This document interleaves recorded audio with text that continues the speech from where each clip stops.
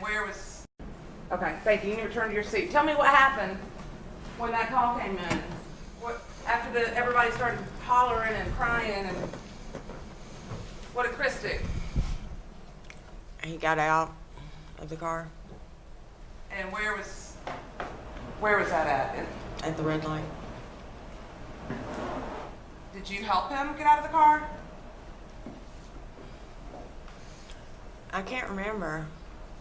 I told him to get out of the car because I was afraid that guns were going to be put on the car and my grandbaby was in there. Okay, and why would you tell him to get, why would you think that there were going to be guns put on the car? I didn't know who was responsible for what had happened. You know, just thinking that he, you know, somebody might have had done something wrong, that, you know, one of them maybe had done something wrong and the guns were going to be drawn. I just was thinking about my grandbaby. I didn't want my grandbaby to be in the middle of that. So your first thought when you learned that the baby died was that either your daughter or Chris killed the baby?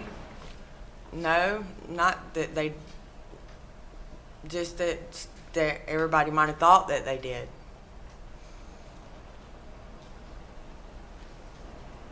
Well, didn't Chris tell you that? Didn't he say something to that effect?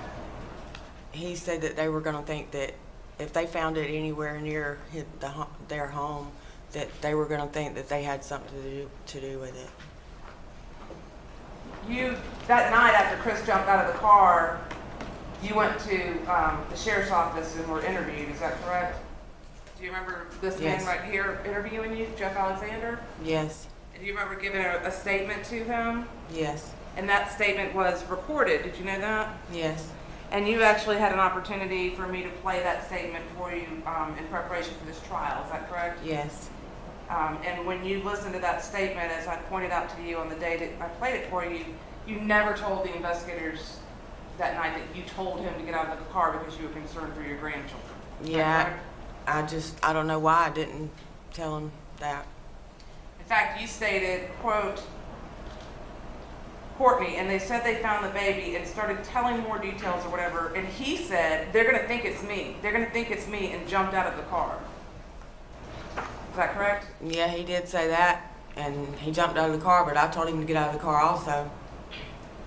Were you trying to protect him then, because you knew that he had done the No, murder? I was just worried about my grandbaby.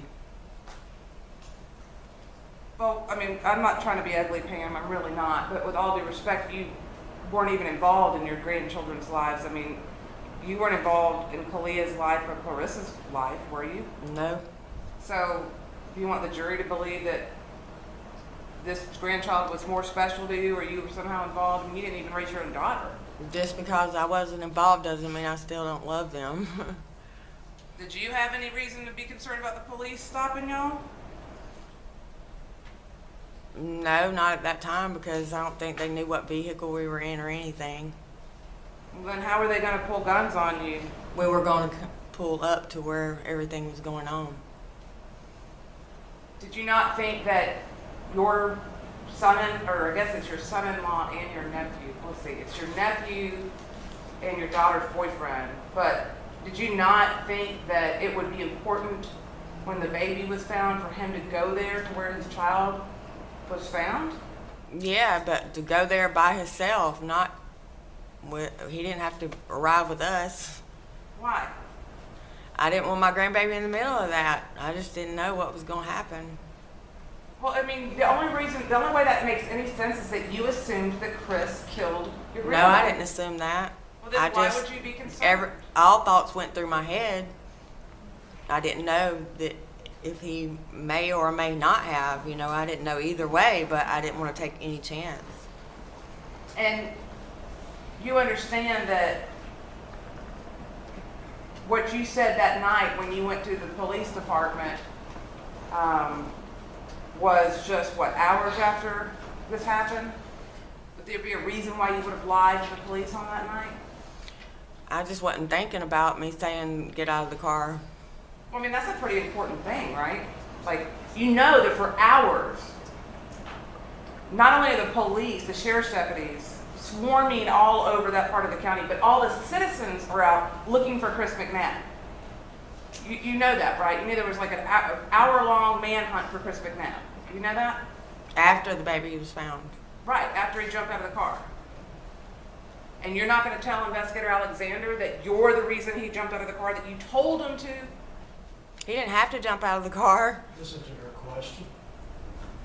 Listen to her question. Ask your question of it. With all that was going on to locate him, why would you, how could it slip your mind, as you said? I guess it just slipped my mind. I forgot to tell him that I'm the one who told Chris to get out of the car.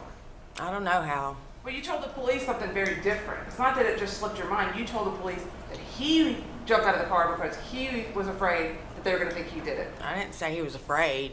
I just said that he said that they're going to think. Well, what is a person who runs? Are they not the person who's afraid?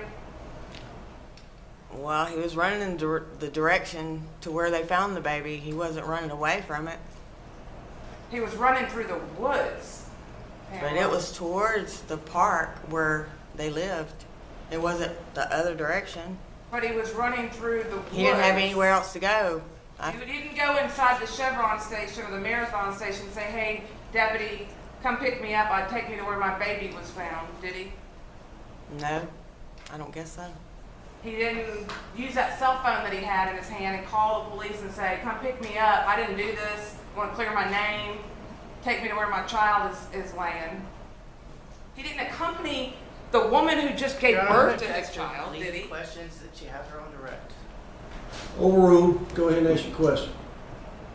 He didn't. He jumps out of the car, leaving the mother of the child that just gave birth to his child 2 weeks ago to go by herself over there to where the baby is found.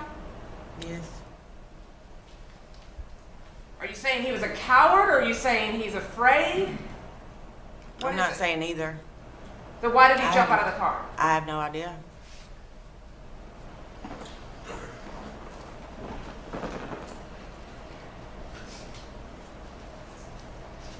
Did y'all have drugs in the car that night? No. Did y'all smoke drugs together that day? Smoked a blunt before we left. Thank you. Those are all the questions that I have. Mr. Hart? Thank you, Judge. I'm Anthony Carter. Just have a few questions for you. Just to go back over, this is October 8th, the day after Kalia went missing and the day that she was found. Is that correct?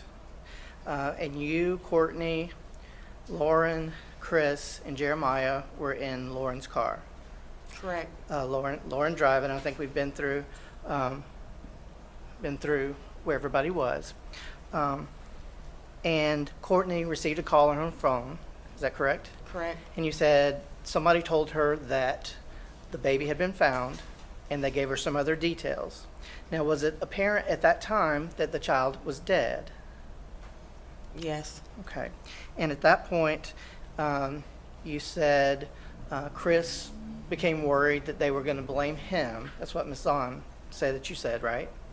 You also told Investigator Alexander that Chris didn't just say they're going to blame me. He said they're going to blame us, meaning him and Courtney. Is that correct? Right. And he asked you to clarify that several times, and you said no. He said they're going to blame us, right? Right. Okay. And then you say that you told him just get out of the car. You told him just to get out of the car. Is that right? Now, the only thing that you didn't tell Investigator Alexander that night, only thing that you missed out of what I just said was the fact that you told him to get out of the car. Is that correct? Correct. Now, Ms. Mackey's car, this model of car, actually has child protective doors on the back, does it not? So you had to get out of the car. I did. You had to get out of the car and open the door for Chris because he wasn't able to open his door. Do you recall that? I think I did.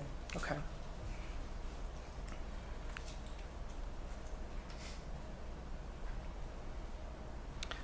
Other than forgetting to tell Investigator Alexander that you told him to get out of the car and that you had to get out to open the door for him, is there anything else that's different from your statement that you gave to Jeff Alexander that night and what you're telling this jury today? No, sir. Okay. Do you have any doubt about the things that you're telling us here today? No. Thank you, ma'am. Mr. Frost? Thank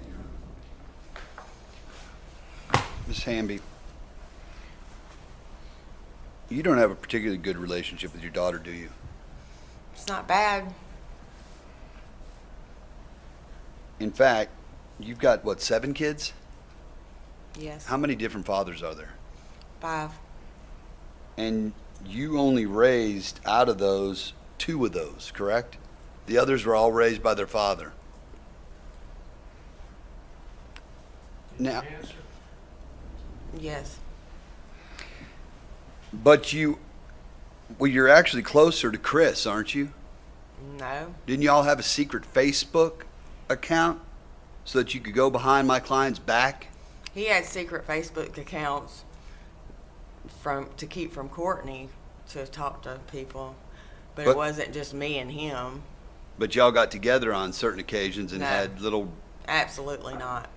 y'all never had any? No.